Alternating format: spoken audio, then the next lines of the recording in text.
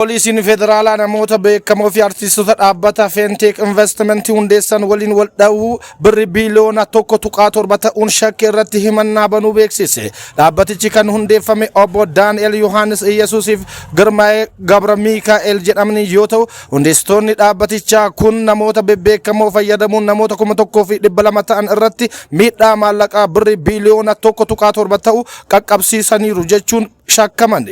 Poolisiin federaalaa namoota kana irratti qorannoo yakkaa 19 erga gaggeesse booda abbaa alangaatti erguu fi abbaan alangaas himannaa banuu beeksiseera. Himannaa yakka kanaa jalqaba poolisii magaalaa Finfinneef dhiyaatus yakkichi walxaxaa fi kan daangaa ce'u ta'uu isaatiin gara poolisii federaalaatti dabarfamus gabaaseera. Hundeessitoota dhaabbatichaa lamaan keessaa Daani'el Yohaannis to'annoo jala oolee himannaan irratti banamee mana amala sirreessaa taa'ee dhimma isaa hordofaa akka jiru ibsameera.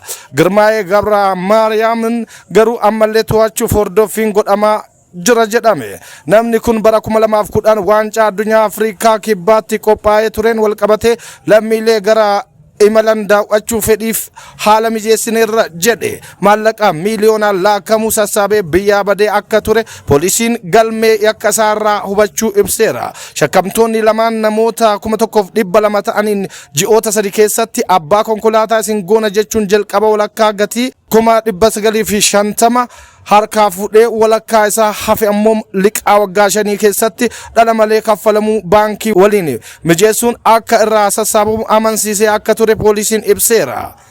Lammiilee waliin dha'uun kaffaltii akka raawwatan godhaniiru. Ibsi poolisii federaalaa namoota kaan amansiisuuf konkolaataa 148 biyyatti galchuun dhibbaa ta'u namootaaf kennanii akka ture hime. Kana keessaa immoo konkolaattota gaggaarii 48 dhoksaan gurguruun cinatti ragaa tokkollee osoo hin jiraatin konkolaattota 350 akka alaa galchan fakkeessuun uummata burjaajessaa turan jechuun ibse.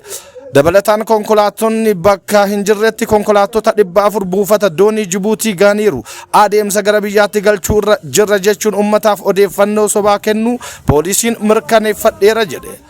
Addabaabaayii masqalaatti konkolaattota ergisaan walitti qabanii haala uummata burjaajessuun konkolaattota biyya alaatii galchan fakkeessuuf dhaabbata Chaayinaa konkolaataa elektiriikii oomishu biyaad waliin osoo waliigaltee tokkollee hin qabaatin akka waliigaltee qabu fakkeessuun yakka waliin dha'uu raawwachaa turuu qorannoon godheen bira gaheera jedha ibsi poolisii. Dhaabbata biyaad Jibuutii jiru waliinis waliigaltee raawwatanii konkolaattota kaffaltii jalqabaa parsantii 10 erga fudhataniin booda parsantii 90 osoo hin kaffalin hafuus poolisiin beeksiseera. Dhaabbanni Fenteek kun namoota 1,200 ta'an irraa kaffaltii jalqabaa gatii konkolaataa kan ta'e birrii 950 birrii 285 gibira mootummaa akkasumas birrii 130 shaarjara konkolaataa elektiriikii jechuun walumatti tokkoon isaanii irraa birrii miiliyoona 1 fi 365 fudhataniiru jedhe poolisiin.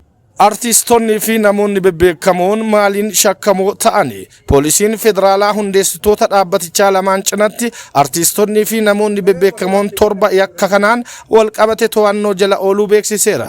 Isaanis artist Salamoon Boggaale, artist Saraawit Fiqiree, artist Yigaaram Dajane, Daani'el Tagany, Abrahaam Gizaaw, Mansuur Jamaalii fi Kaalid Naasir ta'uu ibse. Namoonni beekamoon kun dhaabbata Fenteek Investmentii haala hin malleef gurra guddisuun beeksisuun maallaqa waliin dha'uun sassaabamirraa qoodachuun shakkaman. Poolisiin federaalaa namoota yaakaleessaa mana murtiitti dhiyeessee manni murtiis qorannoon dabalataa akka irratti gaggeeffamuuf hanga eebla 8/2026 beellama qabateera. Poolisiin abbootii qabeenyaa dhaabbatichaa maallaqa seeraan alaa argame seerawaa gochuuf yaalaniif qabeenya uummataa burjaajessan akkasumas yakka daangaa ce'een walumatti yakkoota 19 shakke akka qoratu beeksise. Namoota beekamoo maqaa isaanii fayyadamuun tokkoon isaanii maallaqa yakkaan argamerraa konkolaataa biyaad gabaa amma jiruun miiliyoona 8 ol baasu kennaan fudhatanii akka hin malletti dhaadheessuun uummanni akka burjaaja'u godha seerawaa hin taane seera qabeessa gochuuf yaaluu fi uummatarraa birriin biiliyoona 1.7 akka waliin dhahamu gochuunis kan shakkaman ta'uu ibseera.